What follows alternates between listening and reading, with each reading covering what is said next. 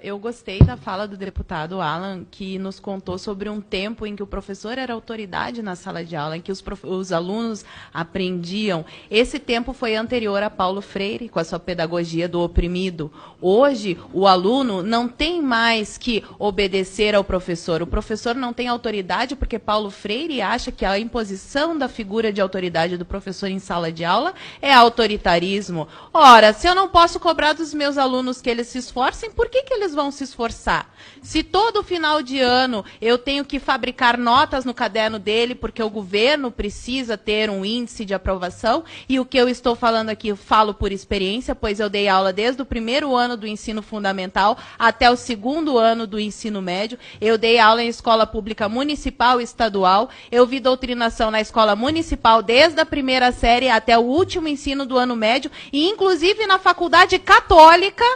Na faculdade católica que eu estudei, eu tive aulas de doutrinação na pós-graduação. Então, que existe a doutrinação, existe. E por que os meus colegas insistem em dizer que ela não existe? Porque da mesma maneira que o peixe não tem consciência da água que o cerca, porque aquele é o mundo dele, para ele aquilo é natural, os professores já não conseguem mais ver a doutrinação que está escancarada na cara deles, porque é uma verdade onipresente, onisciente de um partido invisível. E embora a minha querida colega não saiba, ela acabou de reproduzir o discurso de Antônio Gramsci. Basta ler os livros dele. E a pergunta que ela faz sobre o que é que está por trás desse partido, a escola do partido único, sobraram 7 minutos na sua fala. Por que a senhora não nos brindou com seu conhecimento acerca da lei? Acredito que a senhora tenha lido toda a lei e poderia nos mostrar ali, item por item, aonde ela está ferindo a liberdade do professor.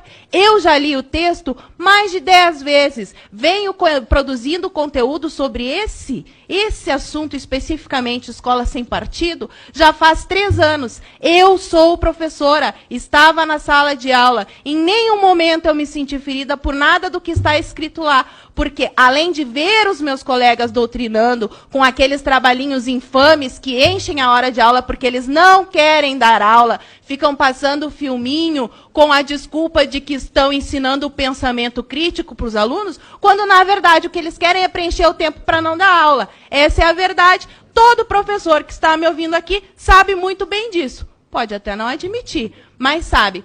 Quero agradecer. Ali, provavelmente, ele é apoiador de Escola Sem Partido, porque traz o cartaz ali, Escola Sem Ódio. O Brasil não é da esquerda, do centro ou da direita. E é justamente isso que o Escola Sem Partido quer. Porque hoje a escola está na mão da esquerda. Nós não queremos a esquerda nem a direita. Eu sou tão contra o professor que vai dar aula com a camiseta do Che Guevara, quanto um professor que vai dar aula com a camiseta do Bolsonaro. Escola não é lugar de fazer política. Nós temos que ser neutros. E quando formos apresentar um tema político, nós temos que apresentar os dois lados. O que tem de tão ruim nisso? Até agora, eu só ouço professores dizendo que fere os direitos, Me digam aonde, me mostrem. Eu vim aqui, mostrei todos os meus argumentos, não com base nas minhas opiniões. Eu não fiz acusações ao Léo. Eu provei aqui, através de pesquisas científicas, o quanto um professor pode sim influenciar um aluno,